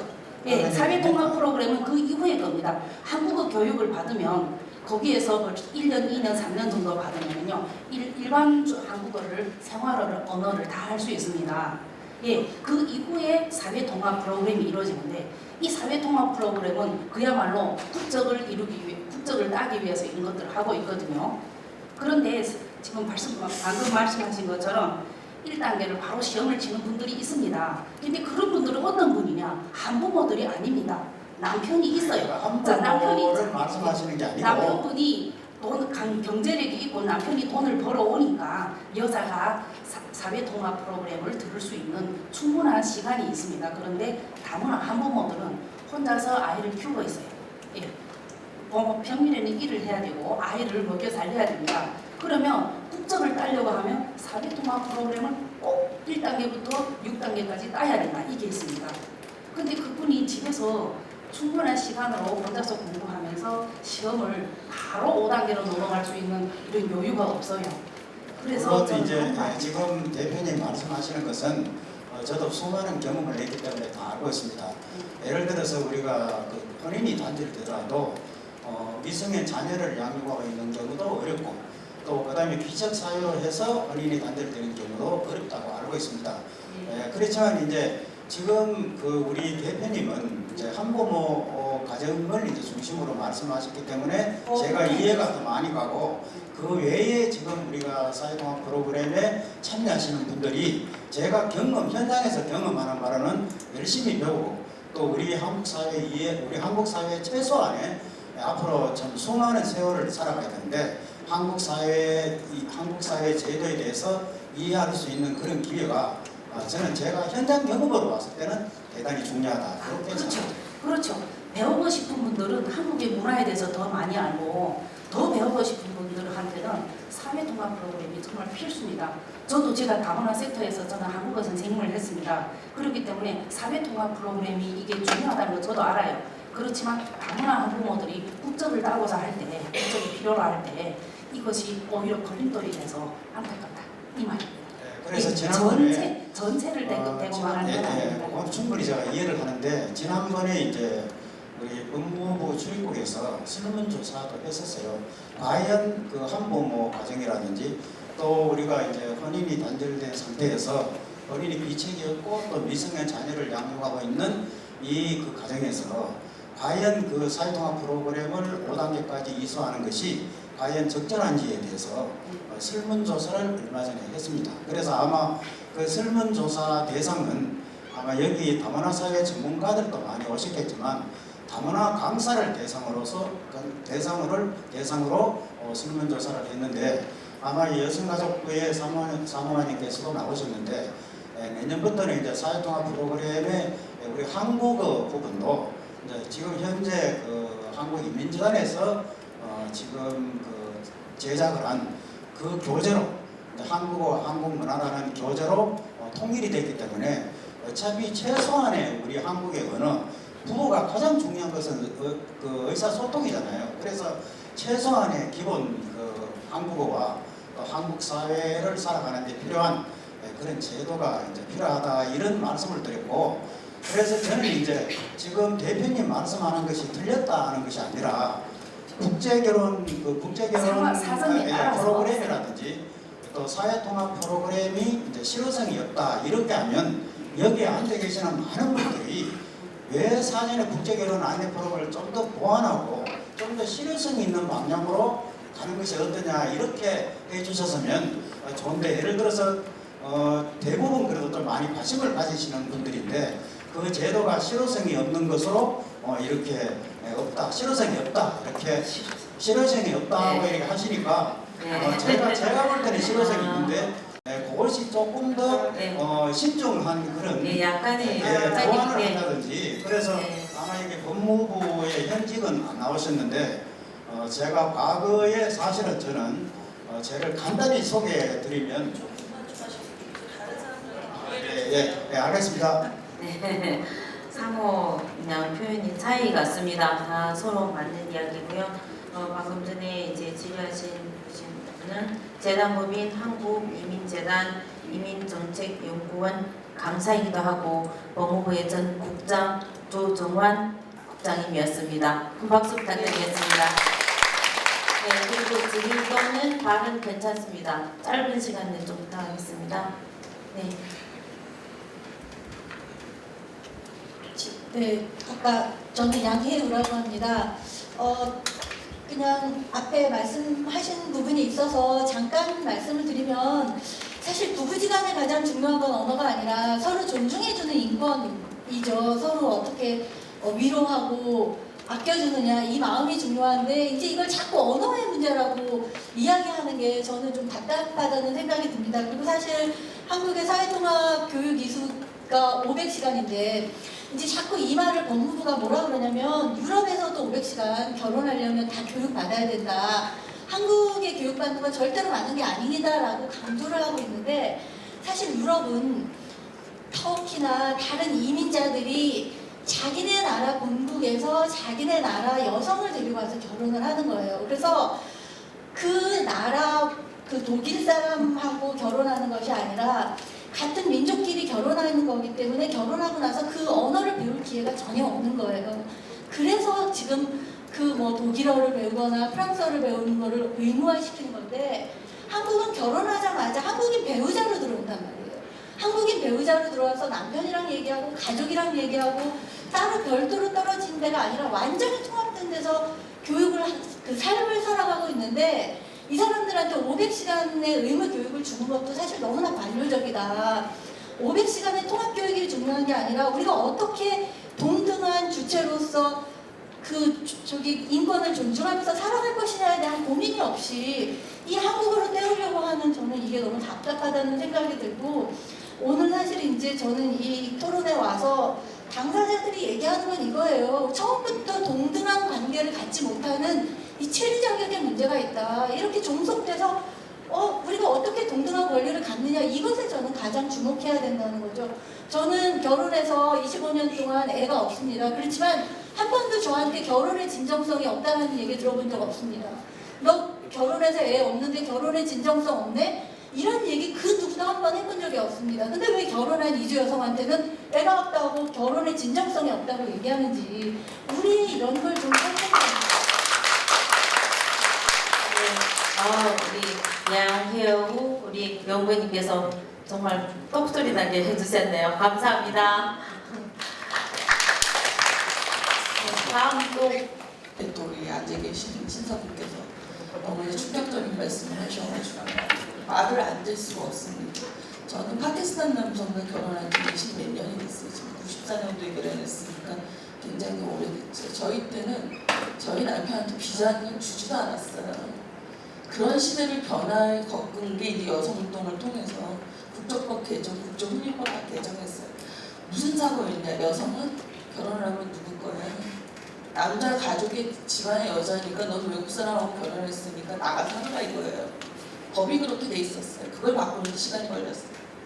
지금 이 모든 원인은요. 여성을 자신의 동등한 주체의 부부로서 보는 게 아니라 나에게 시집온 여자야, 내가 동사온 여자야, 내 맘대로 할 수 있어가 전제되어 있기 때문에 계속 이주 여성에게 요구하는 거예요. 아까 말씀하셨잖아요. 왜 남성은 노력 안 해요? 언어 배우려고. 한국 여성들 외국인 남성과 결혼해서 노력해요. 문을 알려고 노력하고요. 그 남자 언어 알려고 우르도 교실도 몇 년씩 하고요. 그래도 못해요. 한국에 사니까. 근데 어차피 한국에 살기 때문에 우리 남편이 저보다 더 저희 말을 잘하는 거죠. 제가 우르도어 느는 실력보다 한국어 느는 실력이 훨씬 빨라요. 부부싸움을 하면 한 번 너무 잘해가지고 이제 힘들어요. 제가 인연 어릴 수가 없어요. 많은 여성들이 10년, 20년 살면 이제 남편들 똑같죠. 그죠? 인연 어릴 수가 없죠. 언어의 문제가 아니에요. 존중하는 마음이 있으면요. 제가 제 남편 따라가서 2달 있었는데 제가 말 한마디도 몰라도 알아들으려고 노력했어요. 우리는 약자의 입장이 되면 노력해요. 눈치로 알아들으려고 하고 발짓을 보고 알아들으려고 하고 손짓을 보고 알아들으려고 해요. 같이 노력해야죠. 왜 한 사람의 일방적인 노력이 필요합니까? 그래서 지금 모든 의사결정에 있어서 남성들이 주도하고 이 모든 제도에 남성의 의사결정들이 반영돼 있고 여성들은 아직까지도 우리가 양성평등의 시대다, 호주제 폐지했다 하지만 여전히 자신의 가문에 종속된 존재로 보고 있으니까 며느리로서 적응하라, 아내로서 적응하라, 엄마로서 적응하라 하고 있는 거예요. 반대의 결혼에서 그런 얘기 합니까? 야, 너희 파키스탄 문화 적응해야 돼, 파키스탄 말 배워야 돼, 그렇게 합니까? 안 하잖아요. 동등하지 않죠. 그러니까 우리가 사고부터 바꿔야 되는 기본 전제는 이주 여성이 한국 사회에만 무조건 동화되는 게 문제가 아니라 같이 노력해야 된다. 이건 부부다. 그리고 이주 여성들이 왜 노력 안 합니까? 다 하죠. 다 하죠. 해도 끝도 없게 노력을 하고 있거든요. 그 노력을 보지 않고 무슨 문제만 생기면 아이 공부 못하는 거 엄마 탓, 뭐만 생기면 다 엄마 탓이에요. 그 남자는 다 뭐하고 있어요? 집에서.